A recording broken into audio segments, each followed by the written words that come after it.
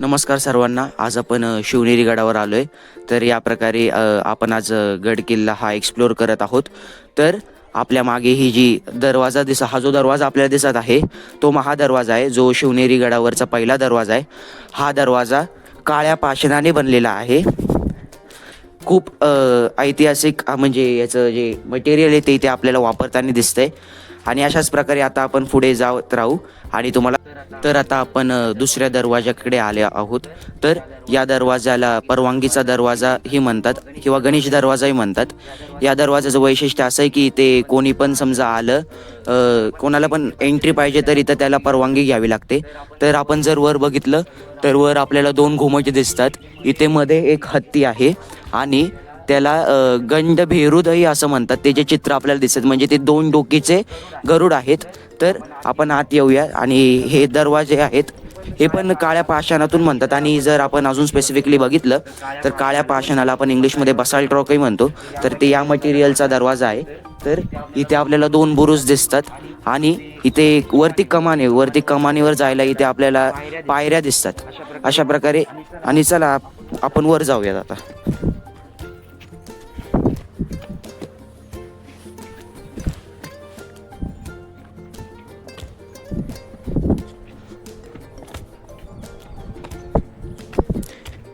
हे बघा, अशा प्रकारे आपण वर आलेलो आहोत.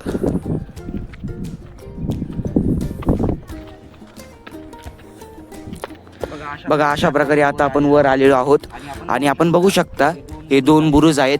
आपल्याला आता इथून घुमट बघा, हे जे घुमट आहे हे आपल्याला स्पष्ट दिसतील. आता मित्रांनो, आपल्याला एक प्रश्न पडला असेल की हे घुमट म्हणजे ह्याचं सिग्निफिकन्स नेमकं काय.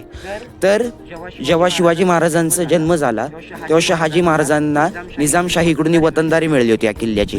तर जसं आपण बघितलं, मुस्लिम शासक जेवढे पण होते त्यांचे मस्जिद जे आपण बघितलं तर ते घुमट असतात. मग ते घुमट स्टाईल म्हणून आहे ना, त्यांनी असं हे घुमट बांधलेलं आहे, ते आपल्याला दिसू शकतं. आणि जर तुम्ही अजून खोलमध्ये गेला, जर तुम्ही हत्तीची डिझाईन बघितली आणि जर गरुडाची डिझाईन बघितली तर तुम्हाला कळतं की जेव्हा हे महाराष्ट्र म्हणजे ज्याला आपण मराठ्यांचा शिल्पकार म्हणतो किंवा जी आपली मराठी भाषा आहे जी ज्यांच्या काळात प्रगत झाली, ते सातवाहन साम्राज्य जेव्हा येऊन गेलं तेव्हा त्यांचं राज्य इकडेही होतं.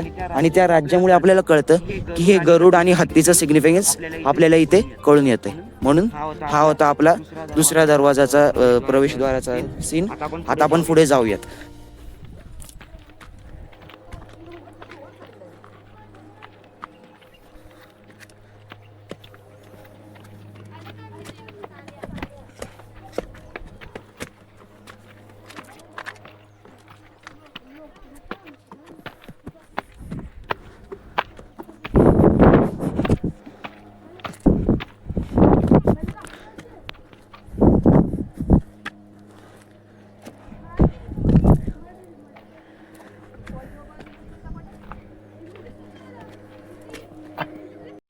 मित्रांनो, तर आपण बुरुजा म्हणजे जो दरवाजा आहे त्याच्या एकदम वरच्या बुरुजावर आलो आहोत. तर आपण इथे अशा प्रकारे बघू शकतात की जेव्हा युद्धजन्य परिस्थिती व्हायची तर इथून जे सैनिक आहेत, तीर म्हणा, भाला म्हणा किंवा तोफगोळे म्हणा, ते इथून त्याचा वर्षाव व्हायचा आणि जो शत्रू आहे त्याला तिथेच अडवून ठेवायचे अशा प्रकारे. तर आपण आजूबाजूचा नजारा बघू शकतात, दृश्य बघू शकतात की कशा प्रकारे ते जुन्नर शिवनेरी किल्ल्याचा जो परिसर आहे तो कसा आहे अशा प्रकारे इथून. तर चला आता आपण पुढे जाऊयात आणि पुढे बघू अजून काय काय आहे. तर आता आपण अशा प्रकारे 4थ्या दरवाजाकडे आलोय. या दरवाजाचं नाव हत्ती दरवाजा आहे. तर याचे पण सेम फीचर्स आहेत. त्याला दरवाजे जे आहेत ते बसाल्ट रॉक पासूनच बनलेत आणि इथे पण त्याच प्रकारे 2 खोल्या आहेत. इथे जे सैनिक आहेत त्यांचे ते 2 खोल्या आहेत. आणि आपण इथे जर बघितलं अजून पुढे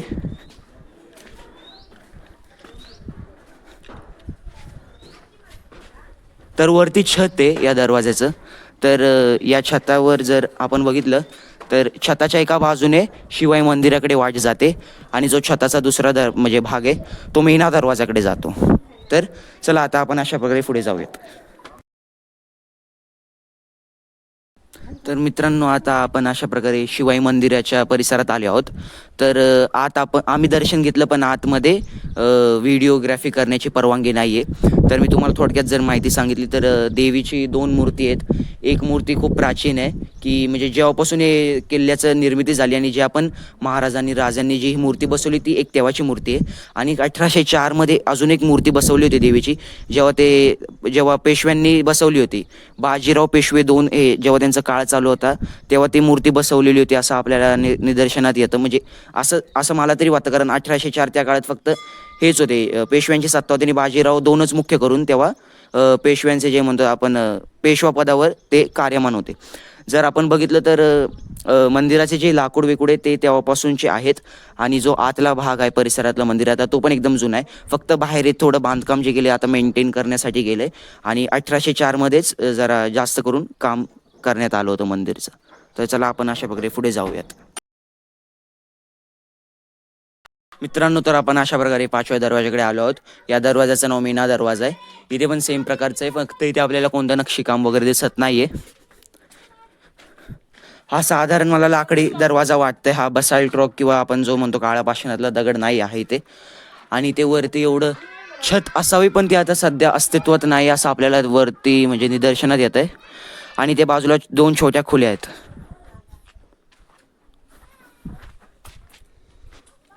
अशा प्रकारे आता आपण खोल्या बघू शकता. तर चला आपण अजून पुढे जाऊयात आणि बघूयात अजून काय काय आहे. मित्रांनो, तर अशा प्रकारे हा शिवनेरी गडावरचा 7वा दरवाजा आहे. म्हणजे मी मगाशी 5 दरवाजे म्हटलो होतो, पण ते काय झालं, एक दरवाजा जो होता त्याचं कोणत्याही प्रकारे नाव नव्हतं, म्हणून ते आम्ही म्हणजे व्हिडिओ शूटिंगमध्ये न घेता आम्ही डायरेक्ट वर आलो. मग जर आपण एकूण बघितलं, हा या गडावरचा अंतिम दरवाजा असून या गडावर 7 दरवाजे आहेत. तर हा एक कुलूप दरवाजा तुम्ही बघू शकता. इथे बघा आपल्याला काहीतरी हे मशाल ठेवायचे किंवा काहीतरी वस्तू ठेवण्यासाठी आकर्षण होल दिसत आहेत. हा पण लाकडी पद्धतीचा दरवाजा आहे. आणि बस याच्यात एवढं काय आपल्याला दिसत नाही, फक्त इथे पंक्ती ठेवायला एक जागा आणि वरती थोडी जागा दिसू शकते. तर चला मित्रांनो, अशा प्रकारे आपण आता पुढे जाऊयात. तर मित्रांनो, आपण आता अशा प्रकारे पुढे आलो आहोत आणि आपण बघू शकता माझ्या आजूबाजूला हे धान्य कोठार आहे. याला अंबरखाना असेही म्हणतात. आणि जर तुम्ही बघू शकता, हे खूप मोठ्या साईजचे धान्य कोठार आहेत. वरती बघा, वरती खूप होल आहेत असे आपण ठिकठिकाणी बघू शकतो. तिथून तेव्हा काय करायचे, तिथून ते पहिले धान्य टाकायचे आणि हे पूर्ण धान्य कोठारे जे भरून भरून म्हणजे एकदम भरायचे. मग आपण इमॅजिन करू शकता की किती मोठे सैन्य असेल आणि त्यांच्यासाठी एवढं धान्य कोठारे. जर आपण फक्त आपण लोक बघत कसे धान्य, हे 15व्या ते 16व्या शतकात बांधलेलं धान्य कोठारे. म्हणजे आपण म्हणू शकतो जेव्हा आदिलशाही आणि निजामशाही यांचं राज्य चालू होतं तेव्हा हे धान्य कोठार अस्तित्वात होते. तर चला मित्रांनो, अशा प्रकारे आता आपण पुढे जाऊया. तर मित्रांनो, अशा प्रकारे आता आपण पुढे आलोय आणि कोळी चौथरा म्हणून या ठिकाणाचे नाव आहे. तर आम्हाला पण एवढं सांगता नाही ना इथे म्हणजे नेमकं काय, पण आम्ही जर आमच्यानुसार जर सांगायचा प्रयत्न केला तरी ते आपल्याला बघा दिवे ठेवण्याच्या काही जागा दिसत आहेत आपल्याला या प्रकारे. आणि हे चारही बाजूला आहेत. या कोळी चौथरा म्हणून हा भाग ओळखला जातो आणि वरती घुमट सारखं चित्र आहे. आणि मागून जर इथे बघितलं तरी ते कोणतं तरी आपल्याला वाट दिसते, पण आम्ही पण शुअर नाही की ही कुठे जाते. आणि इथून एक वाट आहे. समोर जे चित्र दिसतं आपल्याला ती ईदगाह आहे. तिथे कदाचित जेव्हा जे आदिलशाही आणि निजामशाहीच्या काळातले जे सैनिक असतील ते इथे नमाज पठणासाठी इथे येत असतील, असा एक प्राथमिक अंदाज आहे. तर चला मित्रांनो, अशा प्रकारे आपण अजून पुढे जाऊया. तर मित्रांनो, आपण जर बघितलं तो कोळी चौथरा होता आणि आम्ही थोडं पुढे आलोय. तर बघा, ही एक प्राचीन वाट आहे, जेणेकरून डायरेक्ट आपण इथून जर कोळी चौथऱ्याकडे कोण आलं तर कोळी चौथऱ्याकडून डायरेक्ट शिवजन्मभूमीकडे आपण बघू शकता. बघा आता आपण बघू शकतो अशा प्रकारे शिवजन्मभूमीची जी इमारत आहे, जिथे आपल्या महाराजांचा जन्म झाला, ती इमारत इकडे. आणि या हाताकडे जर बघितलं तर बघा, इथून आपल्याला पूर्ण जुन्नर सिटीचा व्ह्यू दिसतोय. आणि या हाताकडे जुन्नर ग्रामीण आपल्याला दिसत आहे अशा प्रकारे. बघा तुम्ही बघू शकता, आपण कसं आता मधोमध्ये सह्याद्रीच्या मधोमध्ये बघा चहू बाजूने आपल्याला डोंगर रांगच दिसत आहेत अशा प्रकारे.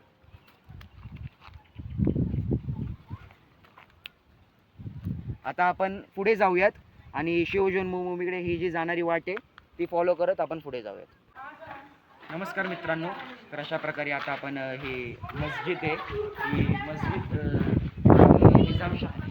तर बघा तिथे उर्दूमध्ये आपल्याला शिलालेख आढळून दिसतोय. तेव्हाचा जो निजामशाह होता 1616 ते 1617 दरम्यान ही मस्जिद बांधलेली आहे. त्याचा शिलालेखचा जो प्रूफ आहे त्या उर्दूच्या भाषेतूनच आपल्याला कळून येतोय. आणि इथून जर आपण बघितलं पुढे तर बघा इथे तळे आहे, म्हणजे पिण्याच्या पाण्याची सोय म्हणू शकतो आपण तेव्हाच्या काळातल्या लोकांसाठी. तर आपण बघू शकता वरती कशी मस्जिद आहे, तेव्हा वरचे जे घुमट विमट आपण बघू शकता. आणि हे उर्दूमधले शिलालेख. चला अशा प्रकारे आपण आता पुढे जाऊ. तर मित्रांनो ही बघा, ही आहे शिवजन्मभूमी, जिथे महाराजांचा जन्म झाला आहे. बघा. नमस्कार मित्रांनो. तर आता आपण शिवजन्मभूमी ठिकाणी आलो आहोत, जिथे आपल्या महाराजांचा जन्म झाला होता. आणि हीच ती पावनभूमी आहे जिथे महाराजांचा जन्म होऊन मराठा साम्राज्याला एक नवी दिशा मिळाली. तर आपण बघू शकता आपण पहिल्या मजल्यावर आलो आहोत. आता तळमजल्यावर थोडी गर्दी असल्यामुळे आपण पहिल्या मजल्यावरचं दृश्य बघून घेऊ. तर बघा इथे खिडकी आहे या बाजूला, इथे या बाजूला जर बघू शकता तर इथे बघा इथे खुली आहे, इथे पण खुली आहे. आणि इथे दिवे ठेवण्याची पण जागा आहे बघा. मग एक प्राथमिक अंदाज असा आहे की हे जे पहिला मजला आहे तो विश्राम करण्यासाठी किंवा पाणी शुद्धीकरणासाठी वापरला जावा. धन्यवाद.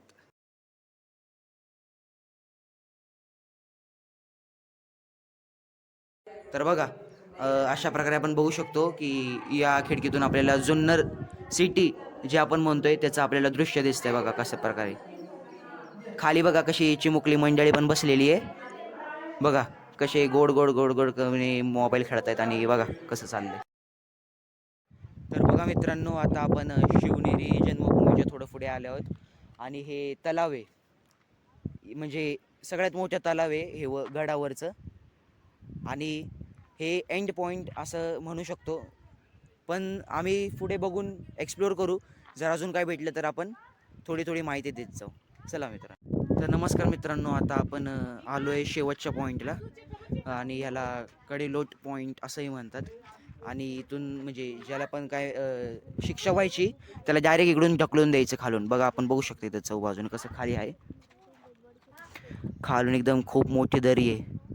इथून कोण गेलं की त्याचा सुपडा साप कधी येऊ शकतो याची गॅरंटी पण नाही. आणि कोणाला भेटेन हीच मोठी आपण म्हणू शकतो की चांगलं म्हणू शकतो की भेटला म्हणजे तो ज्याला टाकले माणूस. आणि एक मान्यता अशी होती की जेव्हा पण महाराज कोणालाही कडेलोट्याची शिक्षा द्यायची तर त्याची जी अंग आहे अवयव म्हणजे अंग आहे ते पूर्णपणे त्याला गोणीत टाकायचे. आणि गोणीत टाकल्यावर जर खाली पडलं तर त्याचं जी पूर्ण जे शव आहे ते पूर्णपणे मिळायचं. कारण ज्याचंही कुटुंबातला तो व्यक्ती असेल ते अंतिम संस्कार करण्यासाठी त्याला ते सोपं जायचं. म्हणून ही एक माहिती आपल्याला मिळाली या गडावरून की असं तेव्हा शिक्षा पद्धती होती इकडची. आणि आता हा आपला एंड पॉईंट आहे, पण इथे ना या किल्ल्यावर बौद्ध लेणी पण आहेत. जर आपल्याला त्या बौद्ध लेणींचा ॲक्सेस मिळाला तर आम्ही तुम्हाला तिकडच्या पण काही चित्र व गोष्टी दाखवू. चला तर आपण आता पुढे जाऊयात. तर मित्रांनो अशा प्रकारे आपण शिवनेरी गड हा पूर्णपणे सर केला आहे. आणि आपण आता सध्या खाली आलो आहोत जिथे पार्किंग लॉट वगैरे आहे. आणि अशा प्रकारे असा हा खूप चांगला एक्सपिरियन्स झाला आज आमचा गड ट्रेकिंग करून खाली येण्याचा. तर ज्या प्रकारे मी मगाशी म्हटलं होतं की आम्ही बौद्ध लेण्यांमध्ये जाऊ शकलो नाही, तर आम्ही गेलो होतो फक्त इतकं थरारक त्याच्या पायऱ्या होत्या की मोबाईल काढणं आणि त्याची शूटिंग करणं प्रत्यक्षात हे आम्हाला जमलं नाही. पण आम्ही म्हणू की लहान मुलांनी तरी त्याच्यातून सर नाही केलं पाहिजे. जे 10वी नंतर जे पण असतील पोरं वगैरे ते करू शकतात आरामात. पण हेच तर असेच व्हिडिओ पाहण्यासाठी आणि असाच कॉन्टेंट पाहण्यासाठी मला फॉलो करा. चला आता येतो. थँक्यू.